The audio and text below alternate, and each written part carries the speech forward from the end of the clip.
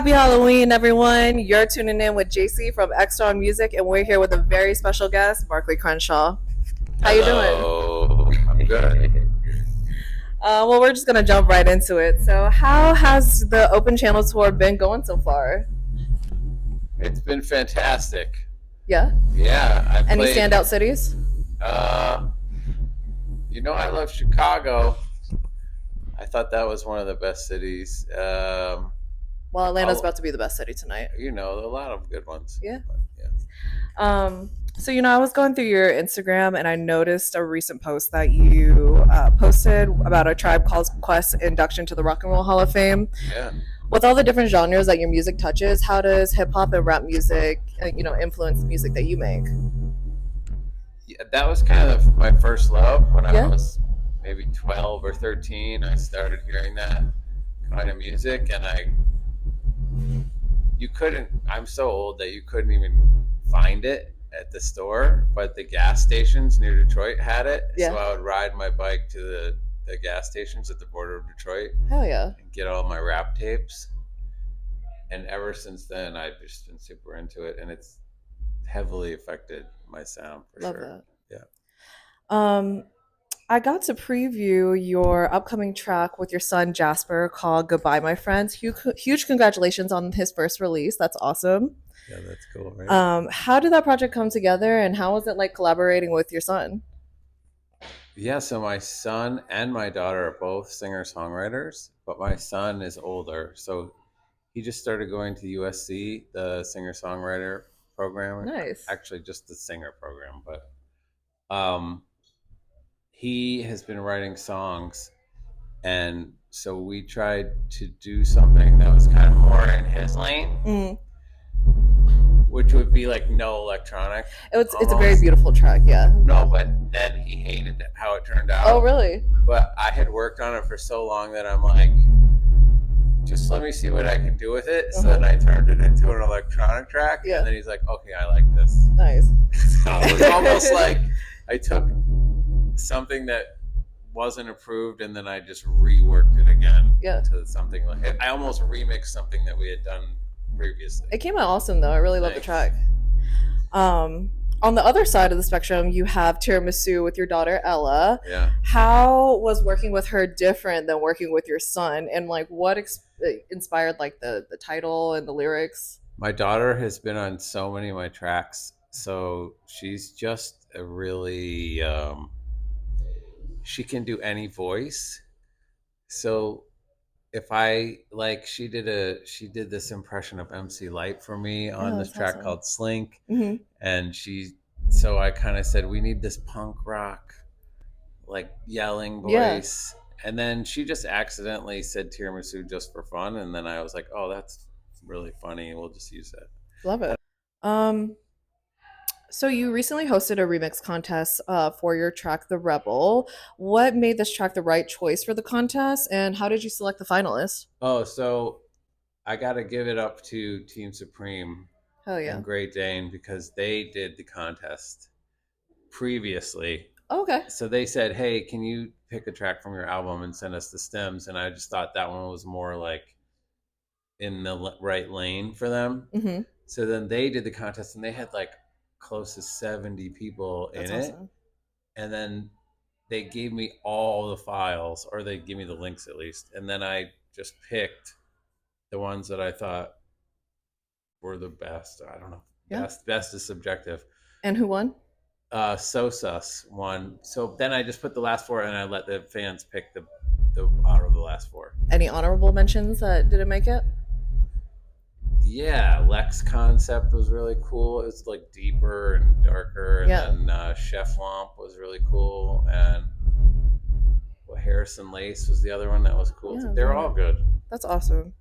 And you have a remix album coming out next year?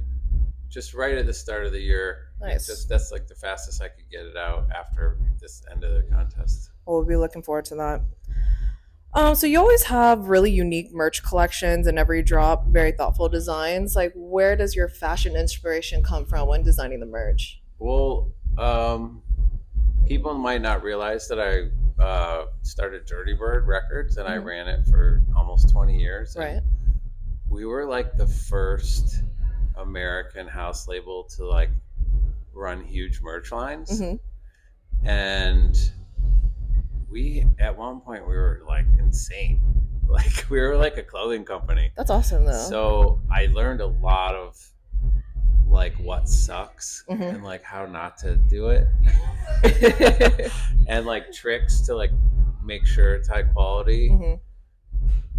It's still a very hard process. Do you approve all the designs before they go Yeah. out? I do, but it's tough. Like always something gets through. Yeah. Like that I don't like, but it's okay. Yeah, I mean, You I can guess live- taste I is can up to live with it, preference, right? I also saw that you developed a plugin called the Nasty Channel. What makes this plugin stand out, and how's it different from anything else that's available for download? It's kind of like it's something that I'm always just looking for, but it's a very fast, like it's not a complex plugin. Hmm. So it's just like this fast work around to adding distortion, but then adding noise Yeah. to the top of the I played sound. around with it online. It's like the right amount of distortion. Yeah, you're adding like saturation, but then so most of the everyone thinks that bass is bass, but really the bass that you hear out of your laptop or your car speakers Mhm. is actually mid-range. Mm, So it's kind of just like adding mid-range and top to a bass sound. got it. But you can the funny thing is that you can put it on anything. Yeah. And it actually has crazy results on like break beats and stuff like that. It's very cool. Thanks. So switching over to your Barclay Crenshaw project, how has this year fulfilled you differently working on this rather than your Claude Von Stroke project? Yeah, this is going to sound like a crazy answer, but Let me hear the the way that house music had become, but when I was starting to get disenchanted, was almost like bass. Mm. So like I started to feel like the rooms wanted huge build-ups and big drops in house music. Yeah. And that's not really my thing. Hmm. And I felt like if I'm gonna play like crazy impactful music with like huge explosions, I might as well just go to the fucking source. Yeah. Quite there, but not almost there. And like play music with huge explosions. Yeah. Like I would rather just keep making weird house and like alternative underground house and not go down that. Yeah. Like I don't want to do it. Has the energy from the crowds been way it's different? good. Are you liking it? I also don't go all the way to like the deep end on that either. Sure. I'm still kind of weird in this too. Yeah, it's been good. Yeah, that's awesome. My last question is: do you ever miss your house roots now that you've been touring so long, doing Barclay Crenshaw project this year? Like, Yeah, I'm gonna bring it back next year. you're gonna bring Claude Von Stroke back Yeah. this year? Yeah, but now I have both, so it's like I can't complain about anything, right? Do you see overlap in your crowds at all from being so different? That's like a great question. I'm interested to see, because there definitely are always the people like in the comments that are like, "You ruined it."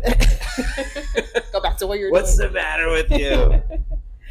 And then the people are like, "Yeah, this is way better. Fuck that project." I think people can't understand that artists can be multifaceted too. You know? Yeah. Well, that's all the time we have. Thank you so much for your time. Thank you. Happy Halloween, everyone, and check out Exron Music for more news and updates in electronic music.